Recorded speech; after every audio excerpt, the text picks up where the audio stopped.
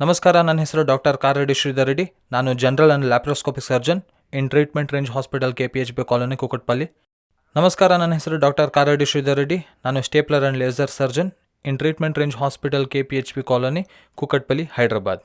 So ಇತ್ತೀಚೆಗೆ ನಾವು ಪುರುಷರನ್ನು ನೋಡ್ತಿದ್ರೆ ಈ ಪೆನೈಲ್ ಮೇಲೆ, ಅಂದರೆ ಪೆನೈಲ್ ಫೋರ್ ಸ್ಕಿನ್ ಅಂತೀವಲ್ಲ, ಅಂಗದ ಮುಂದೆ ಇರುವ ಫೋರ್ ಸ್ಕಿನ್ ಇಶ್ಯೂಸ್ ನೋಡಿಕೊಂಡ್ರೆ ತುಂಬ ಫ್ರೀಕ್ವೆಂಟಾಗಿ ಬರ್ತಾ ಇರುತ್ತೆ. ಇದಕ್ಕೆ ಮೇನ್ ಕಾರಣ ಏನು ಅಂತ ನೋಡ್ಕೊಳ್ಳೋದಾದರೆ ಡಯಾಬಿಟಿಸ್, ಶುಗರ್. ಈ ಶುಗರ್ ಇರೋ ಪೇಷಂಟ್ಸ್ಗೆ ಏನಾಗುತ್ತೆ ಅಂದರೆ, ಅಸಲಿಗಂದರೆ ಶುಗರ್ ಇರೋ ಪೇಷಂಟ್ಸ್ಗೆ ಏನಾಗುತ್ತೆ ಅಂದರೆ, ಈ ಪೆನಿಸ್ನ ನೋಡೋದಾದರೆ ಈ ಅಂಗದ ಮುಂದೆ ಇರುವ ಚರ್ಮ ಏನಿದೆ ಇದನ್ನೇ ನಾವು ಫೋರ್ ಸ್ಕಿನ್ ಅಂತ ಕರಿತೀವಿ. ಮೇಲಿರೋ ಸ್ಕಿನ್ನು ಸ್ಟ್ರೈಟ್ ಆಗಿರುತ್ತೆ, ಎಲ್ಲೂ ಅಟ್ಯಾಚ್ಮೆಂಟ್ ಆಗದೆ ಮುಂದೆ ಹೋಗಿರುತ್ತೆ. ಬಟ್ ಕೆಳಗಿರೋ ಚರ್ಮ ಮಾತ್ರ ಇಲ್ಲಿ ಅಟ್ಯಾಚ್ ಆದ ನಂತರವೇ ಮುಂದೆ ಹೋಗಿರುತ್ತೆ. ಈ ಅಟ್ಯಾಚ್ಮೆಂಟ್ ಏನು ಕಾಣ್ತಿದೆ ನಿಮಗೆ, ಈ ಅಟ್ಯಾಚ್ಮೆಂಟ್ನೇ ನಾವು ಫ್ರೆನ್ಯುಲಮ್ ಅಂತ ಕರಿತೀವಿ. ಫ್ರೆನ್ಯುಲಮ್. ಸೊ ಈ ಮುಂದೆ ಇರುವ ಚರ್ಮ ನೋಡ್ಕೊಳ್ಳೋದಾದರೆ, ಈ ಮುಂದೆ ಇರೋ ಹೆಡ್ ಭಾಗ ಏನಿದೆ, ಈ ತಲೆಭಾಗವನ್ನು ನಾವು ಗ್ಲ್ಯಾನ್ಸ್ ಅಂತ ಕರಿತೀವಿ. ಗ್ಲ್ಯಾನ್ಸ್. ಸೊ ಈ ಗ್ಲ್ಯಾನ್ಸ್ ಮೇಲೆ ಚರ್ಮ ಏನಿದೆ, ಈ ಗ್ಲ್ಯಾನ್ಸ್ ಮೇಲೆ ಚರ್ಮ ಫ್ರೀಯಾಗಿ ಮೂವ್ ಆಗಬೇಕು. ಎಷ್ಟು ಫ್ರೀಯಾಗಿ ಮೂವ್ ಆಗಬೇಕು ಅಂದರೆ, ನಾವು ಮೂವ್ ಮಾಡ್ತಿದ್ದಂಗೆ ಇಲ್ಲಿವರೆಗೂ, ಆಲ್ಮೋಸ್ಟ್ ಆಲ್ ಇಲ್ಲಿವರೆಗೂ ಫ್ರೀಯಾಗಿ ಮೂವ್ ಆಗ್ತಾ ಇರಬೇಕು. ಹಾಗೆ ಫ್ರೀಯಾಗಿ ಮೂವ್ ಆದ್ರೇ ನಮಗೆ ಯಾವುದೇ ಥರ ಕಷ್ಟ ನಷ್ಟ ಆಗದೇ ಇರುತ್ತೆ. ಹಾಗಾಗದೆ ಹೋದರೆ ಕೆಲವರಿಗೆ ಮೂವೇ ಆಗಲ್ಲ. ಎಷ್ಟು ಗಟ್ಟಿಯಾಗಿ ಹೇಳಿದ್ರು ಒಂಚೂರು ಮೂವ್ ಆಗಲ್ಲ, ಅಲ್ಲೇ ಸ್ಟಕ್ ಆಗೋಗೋದು, ಅಲ್ಲೇ ಪೇಯ್ನ್ ಬರೋದು, ಈ ಥರದ್ದೆಲ್ಲ ನೋಡ್ತಿರ್ತೀವಿ. ತುಂಬ ಜನಕ್ಕೆ ಮೂವ್ ಮಾಡ್ತಿದ್ರೆ ಕೆಲವರಿಗೆ ಇಲ್ಲಿವರೆಗೂ ಬರುತ್ತೆ, ಇನ್ನು ಕೆಲವರಿಗೆ ಇಲ್ಲಿವರೆಗೂ ಬರುತ್ತೆ, ಇನ್ನು ಕೆಲವರಿಗೆ ಇಲ್ಲಿಗೆ ಬರುತ್ತೆ. ಅದು ಕೂಡ ಗಟ್ಟಿಯಾಗಿ ಬಲವಂತವಾಗಿ ಹೇಳಿದ್ರೆ ಮಾತ್ರ ಬರುತ್ತೆ. ಇನ್ನು ಕೆಲವರಿಗೆ ಇಲ್ಲಿವರೆಗೂ ಬರುತ್ತೆ. ಈ ಏರಿಯಲ್ಲಿ ಸ್ವಲ್ಪ ಹಾರ್ಡಾಗಿ ಮೂವ್ ಆಗುತ್ತೆ, ಅಂದರೆ ಗಟ್ಟಿಯಾಗಿ ಬಲವಂತವಾಗಿ ಮೂವ್ ಮಾಡಿದರೆ ಮೂವ್ ಆಗುತ್ತೆ, ಇಲ್ಲಾಂದ್ರೆ ಅಷ್ಟು ಫ್ರೀಯಾಗಿ ಮೂವ್ ಆಗಲ್ಲ. ಸೊ ಅಲ್ಲಿವರೆಗೂ ಫ್ರೀಯಾಗಿ ಮೂವ್ ಆಗುತ್ತೆ, ಅಲ್ಲಿಂದ ಮುಂದೆ ಸ್ವಲ್ಪ ಕಷ್ಟಪಟ್ಟು ಮೂವ್ ಮಾಡಬೇಕು. ಹಾಗೆ ಮೂವ್ ಆದ ಚರ್ಮ ಕೂಡ ಹಿಂದೆ ಕೆಳದ ನಂತರ ಮತ್ತೆ ಮುಂದಕ್ಕೆ ಬರಲ್ಲ. ಮತ್ತೆ ಸೋಪ್ ವಾಟರ್ ಹಾಕೊಳ್ಳೋದು, ಆಯಿಲ್ ಹಾಕೊಳ್ಳೋದು, ಈ ಥರದ್ದು ಮಾಡಿದಾಗ ಮಾತ್ರನೇ ಮತ್ತೆ ಚರ್ಮ ಮುಂದಕ್ಕೆ ಬರುತ್ತೆ. ಕೆಲವರು ಆ ಚರ್ಮನ ಹಾಗೆ ಬಿಟ್ಬಿಡ್ತಾರೆ, ಮರ್ತು ಹೋಗಿ, ಅಥವಾ ಅದು ಹಾಗೆ ಇರಬೇಕೇನೋ ಅಂತ ಅಂದ್ಕೊಂಡು. ಅದು ತುಂಬ ಡೇಂಜರ್ ಅಂತ ಗೊತ್ತಿರಲ್ಲ. ಆದರೆ ಹೀಗೆ ಬಿಟ್ಟರೆ ಮುಂದಕ್ಕೆ ಚರ್ಮ ಹಿಂದಕ್ಕೆ ಬರದೇ ಇರೋದು, ಈ ಡಿಸೀಸ್ನೇ ನಾವು ಫೈಮೋಸಿಸ್ ಅಂತ ಕರಿತೀವಿ. ಫೈಮೋಸಿಸ್. ಸೊ ಹೀಗೆ ಚರ್ಮ ಅನ್ನೋದು ಫ್ರೀಯಾಗಿ ಬರಬೇಕು, ಅದು ನಾರ್ಮಲ್. ಹಾಗೆ ಆಗದೆ ಫ್ರೀಯಾಗಿ ಮೂವ್ ಆಗ್ತಿಲ್ಲ, ಗಟ್ಟಿಯಾಗಿ ಹೇಳಿದ್ರೆ ಮಾತ್ರ ಮೂವ್ ಆಗುತ್ತೆ, ಕೆಲವು ಸಲ ಮೂವೇ ಆಗಲ್ಲ, ಕೆಲವು ಸಾರಿ ಇಲ್ಲಿವರೆಗೂ ಮಾತ್ರ ಮೂವ್ ಆಗುತ್ತೆ, ಇದಕ್ಕಿಂತ ಹೆಚ್ಚು ಮೂವ್ ಆಗಲ್ಲ ಅನ್ನುವಾಗ ಇದನ್ನು ಫೈಮೋಸಿಸ್ ಅಂತೀವಿ. ಈ ಫೈಮೋಸಿಸ್ ಯಾಕೆ ಬರುತ್ತೆ ಅಂತ ನೋಡೋದಾದರೆ, ಚಿಕ್ಕ ಮಕ್ಕಳು, ಹುಟ್ಟಿದ ಮಕ್ಕಳಲ್ಲಿ ನೋಡೋದಾದರೆ ಈ ಚರ್ಮ ಏನಿದೆ ಅದು ಸ್ವಲ್ಪ ಮಟ್ಟಿಗೆ ಅಂಟ್ಕೊಂಡಿರುತ್ತೆ. ಇದನ್ನೇ ನಾವು ಅಡೆಷನ್ಸ್ ಅಂತೀವಿ. ಈ ಚರ್ಮ ಚಿಕ್ಕದಾಗಿದ್ದಾಗ, ಹುಟ್ಟಿದಾಗ ಅಂಟ್ಕೊಂಡಿರೋದ್ರಿಂದ ನಾವು ಚರ್ಮನ ಹಿಂದಕ್ಕೆ ಬ್ರೇಕ್ ಮಾಡಿಕೊಂಡು ಹಿಂದಕ್ಕೆ ಎಳೆಯೋದನ್ನು ಪ್ರಾಕ್ಟೀಸ್ ಮಾಡ್ತಿರ್ಬೇಕು. ಸ್ನಾನ ಮಾಡಿಸುವಾಗಲಿ, ಕ್ಲೀನ್ ಮಾಡುವಾಗಲಿ ಅವ್ರಿಗೆ ಪ್ರಾಪರ್ ಪ್ಲ್ಯಾನ್ ಕ್ಲೀನಿಂಗ್ ಪ್ರೊಸೀಜರ್ಸ್ ಅನ್ನೋದನ್ನು ಕಲಿಸ್ಬೇಕಾಗತ್ತೆ. ಸೊ ಈ ರೀತಿಯಾಗಿ ಕ್ಲೀನ್ ಮಾಡಿ, ನಾವು ಚಿಕ್ಕನಿಂದಲೇ ಕ್ಲೀನ್ ಮಾಡ್ದಂಗೆ ಬೇಕಾಬಿಟ್ಟು ಬಿಡೋದ್ರಿಂದ, ಸ್ನಾನ ಮಾಡುವಾಗ ಹಿಂದೆ ಕೆಳದು ಪ್ರಾಕ್ಟೀಸ್ ಮಾಡಿಸದೆ ಬಿಡೋದ್ರಿಂದ ಏನಾಗುತ್ತಂದರೆ ಅದರಲ್ಲಿ ಸಮಸ್ಯೆಗಳು ಹಾಗೆ ಉಳ್ಕೊಳ್ಳುತ್ತೆ. ಒಂದೊಂದು ಸಲ ಏನಾಗುತ್ತಂದರೆ ಚರ್ಮ ಅನ್ನೋದು ಮುಂದಕ್ಕೆ ಬಂದು ಚಿಕ್ಕ ಹೋಲ್ ಮಾತ್ರನೇ ಕಾಣಿಸ್ತಿರುತ್ತೆ. ಮೂತ್ರ ಮಾಡಿದಾಗೆಲ್ಲ ಇದರಲ್ಲಿ ಸ್ಟಕ್ ಆಗೋಗಿ ಉಬ್ಬದಂತಾಗೋಗುತ್ತೆ.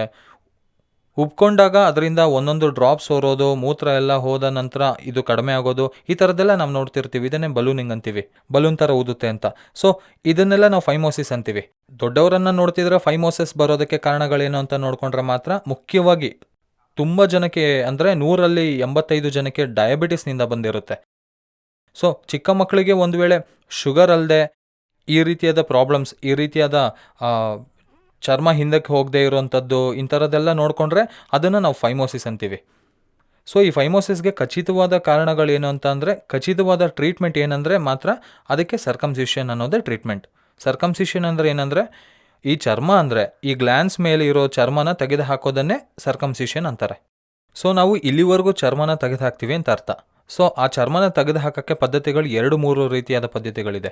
ಒಂದು ಲೇಸರ್ ಅಂತ ಹೇಳ್ಬೋದು, ಇನ್ನೊಂದು ಓಪನ್ ಮೆಥಡ್ ಅಂತ ಹೇಳ್ಬೋದು. ಅವೆರಡು ಫೇಲ್ಯೂರ್ ಮೆಥಡ್. ಯಾಕಂದರೆ ಅದರಲ್ಲಿ ಕಟ್ ಮಾಡಿದ ನಂತರ ಕುಯ್ದಿರೋ ಜಾಗಕ್ಕೆ ಹೊಲಿಗೆ ಹಾಕಬೇಕಾಗುತ್ತೆ. ಆ ಹೊಲಿಗೆ ವಿಪರೀತವಾದ ನೋವು ಇರೋದಷ್ಟೇ ಅಲ್ಲದೆ ಡೈಲಿ ಡ್ರೆಸ್ಸಿಂಗ್ ಮಾಡಬೇಕು. ಪ್ಲಸ್ ಜಿಗ್ಜ್ಯಾಕ್ ಆಗಿ ಹೀಲ್ ಆಗುತ್ತೆ, ನೋಡೋದಕ್ಕೆ ಕೂಡ ಅಷ್ಟು ಚೆನ್ನಾಗಿ ಕಾಣಲ್ಲ ಕಾಸ್ಮೆಟಿಕ್ ಆಗಿ ನೋಡೋದಾದರೆ.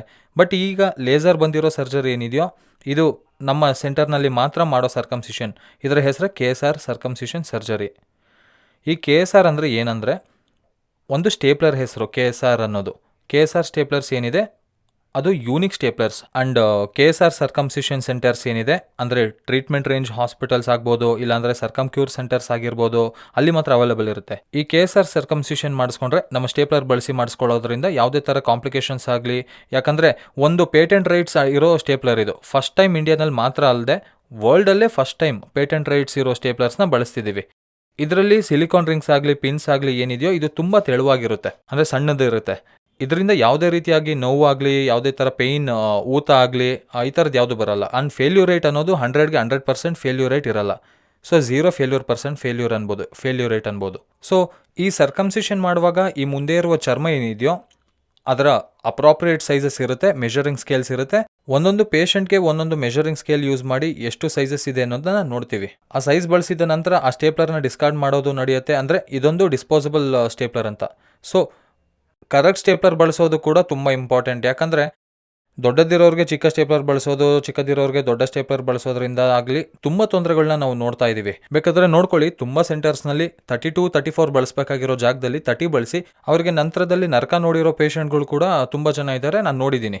ಇದಕ್ಕೆ proper technique and proper measurement ಅನ್ನೋದನ್ನು ಖಚಿತವಾಗಿ ತಗೋಬೇಕಾಗುತ್ತೆ. ಇದನ್ನೇ ನಾವು ಇಲ್ಲಿ ನೆಗ್ಲೆಕ್ಟ್ ಮಾಡಿದರೆ ಪೇಷಂಟ್ ಲೈಫ್ ಲಾಂಗ್, ಯಾಕಂದರೆ ಅದು ಸೆನ್ಸಿಟಿವ್ ಪಾರ್ಟ್ ಆಗಿರೋದ್ರಿಂದ ಎಷ್ಟೋ ನಂಬಿಕೆಯಿಂದ ನಮ್ಮ ಹತ್ರ ಸರ್ಜರಿ ಮಾಡಿಸ್ಕೊಳಕ್ಕೆ ಬರ್ತಾರೆ. ಹಾಗಾಗಿ ಅಲ್ಲಿ ನಾವು ಒಂದು ಚಿಕ್ಕ ಮಿಸ್ಟೇಕ್ ಮಾಡಿದ್ರು ಅದು ಲೈಫ್ ಲಾಂಗ್ ಅವರಿಗೆ ತೊಂದರೆ ಕೊಡ್ತಾ ಇರುತ್ತೆ.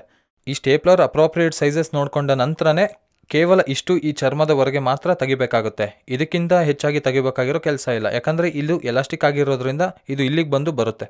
ಸೊ ನಮಗೆ ಪಿನ್ಸ್ ಅಂತ ಏನಿದೆ ಅವು ಇಲ್ಲಿ ಈ ಏರಿಯಲ್ಲಿ ಪಿನ್ಸ್ ಅನ್ನೋದು ಬೀಳೋ ಜಾಗ. ಈ ಪಿನ್ಸ್ಗೆ ಚರ್ಮಕ್ಕೆ ಮಧ್ಯದಲ್ಲಿ ಸಿಲಿಕಾನ್ ರಿಂಗ್ ಅನ್ನೋದು ಇರುತ್ತೆ. ಸಿಲಿಕಾನ್ ರಿಂಗ್ ಇರೋದ್ರಿಂದ ಈ ಪಿನ್ಸ್ ಅನ್ನೋದು ಡೈರೆಕ್ಟಾಗಿ ಚರ್ಮಕ್ಕೆ ಟಚ್ ಆಗಲ್ಲ. ಇದೊಂದು ಅಡ್ವಾಂಟೇಜ್ KSR ಸ್ಟೇಪ್ಲರ್ಸ್ನಲ್ಲಿ. ಸೊ ಈಗ ಗ್ಲ್ಯಾನ್ಸ್ ಮೇಲೆ ಚರ್ಮ ಅನ್ನೋದು ಇರಲ್ಲ. ಹೀಗೆ ಚರ್ಮನ ತೆಗೆದು ಹಾಕೋದನ್ನೇ ನಾವು ಸರ್ಕಮ್ಸಿಷನ್ ಅಂತೀವಿ. ಸೊ ಈ ಸರ್ಕಮ್ಸಿಷನ್ KSR ಸ್ಟೇಪ್ಲರ್ಸ್ ಬಳಸಿ ಮಾಡಬೇಕು ಅನ್ನೋದು ನಾವು ನಮ್ಮ ಸೆಂಟರ್ನಲ್ಲಿ ಮಾಡ್ತೀವಿ. ಸೊ ಇಲ್ಲಿ ಪಿನ್ಸ್ ಅನ್ನೋದು ಬಿದ್ದೋಗುತ್ತೆ. ಇವು 8 to 10 ಡೇಸ್ನಲ್ಲಿ ಪಿನ್ಸ್ ಅನ್ನೋದು ಖಂಡಿತವಾಗ್ಲೂ ಬಿದ್ದೋಗುತ್ತೆ. 8 to 10 ಡೇಸ್ನಲ್ಲಿ ನಮಗೆ ಅನಸ್ತೇಷಿಯಾ ಕೂಡ ಈ ಏರಿಯಾನಲ್ಲಿ ಮಾತ್ರನೇ, ಅಂದರೆ ಅಂಗಕ್ಕೆ ಮುಂದಿನ ಭಾಗ ಮಾತ್ರನೇ, ಅಂದರೆ ಬೇಸ್ ಅಂತೀವಲ್ಲ, ಬೇಸ್ ಆಫ್ ಪೆನಿಸ್ವರೆಗೂ ಕೊಡಬೇಕಾಗುತ್ತೆ. ಇದನ್ನೇ ನಾವು ಪೆನೈಲ್ ಬ್ಲಾಕ್ ಅಂತೀವಿ. ಈ ಪೆನೈಲ್ ಬ್ಲಾಕ್ ಮೂಲಕ ನಾವು ವಿತಿನ್ 20 to 30 ಮಿನಿಟ್ಸ್ನಲ್ಲಿ ಪೇಷಂಟ್ನ ಡಿಸ್ಚಾರ್ಜ್ ಮಾಡಿ ಕಳಿಸ್ತೀವಿ. ಆ್ಯಂಡ್ ಆ್ಯಸ್ ಯೂಶುವಲ್ ಅವರು ಪೇಷಂಟ್ ಆಫೀಸ್ಗೆ ಹೋಗ್ಬೋದು. ಯಾವುದೇ ಥರ ಪತ್ತೆ ಆಗಲಿ, ಯಾವುದೇ ಥರ ಬೆಡ್ ರೆಸ್ಟ್ ಅವಶ್ಯಕತೆ ಇರಲ್ಲ. ಆ್ಯಂಡ್ 8 to 10 ಡೇಸ್ನಲ್ಲಿ ರಿಂಗ್ ಅನ್ನೋದು ಬಿದ್ದು ಹೋಗುತ್ತೆ. ಒನ್ಸ್ ರಿಂಗ್ ಬಿದ್ದೋಯ್ತು ಅಂದರೆ ಅಲ್ಲಿದ್ದ ಪಿನ್ಸ್ ಕೂಡ ಬಿದ್ದು ಹೋಗುತ್ತೆ ಅಂತ ಅರ್ಥ. ಸೊ KSR ಸ್ಟೇಪ್ಲರ್ಸ್ ಮೂಲಕ ನಮಗೆ 3 ರೀತಿಯಾದ ಅಡ್ವಾಂಟೇಜಸ್ ಇರುತ್ತೆ. ಯಾವುದೇ ಥರ ಪೇಯ್ನ್ ಆಗಲಿ, ಎಡಿಮಾ ಆಗಲಿ, ಆ್ಯಂಡ್ ಸಿಂಪಲ್ ಪ್ರೊಸೀಜರ್ ವಿತಿನ್ 30 ಮಿನಿಟ್ಸಲ್ಲಿ ಡಿಸ್ಚಾರ್ಜ್ ಮಾಡ್ಬೋದು. ಆ್ಯಂಡ್ 3ನೇದು ನೋಡಿಕೊಂಡ್ರೆ 100% ಕಾಸ್ಮೆಟಿಕ್ ಬೆಟರ್ ರಿಸಲ್ಟ್ಸ್ ಕೊಡುತ್ತೆ ಇದು. ಸೊ ನಾನು ಹೇಳಿದ ಸಿಮ್ಟಮ್ಸ್ ಏನಿದೆ ಅದು ಫೈಮೋಸಿಸ್ ಅಂತೀವಿ. ಈ ಫೈಮೋಸಿಸ್ ನಿಮ್ಮಲ್ಲಿ ಯಾರಿಗಾದರೂ ತೊಂದರೆ ಕೊಡ್ತಿದ್ರೆ ಖಚಿತವಾಗಿ ಸರ್ಕಮ್ಸಿಷನ್ ಸೆಂಟರ್ಸ್ ಯಾವುದಿದೆಯೋ, ಟ್ರೀಟ್ಮೆಂಟ್ ರೇಂಜ್ ಹಾಸ್ಪಿಟಲ್ಸ್ ಆಗಿರ್ಬೋದು, ಇಲ್ಲಾಂದರೆ ಸರ್ಕಮ್ಕ್ಯೂರ್ ಸೆಂಟರ್ಸ್ ಆಗಿರ್ಬೋದು, ಅಲ್ಲಿ KSR ಸ್ಟೇಪ್ಲರ್ಸ್ ಅವೈಲಬಲ್ ಇರುತ್ತೆ. ನಾನು ಕೂಡ ಅವೈಲಬಲ್ ಇರ್ತೀನಿ.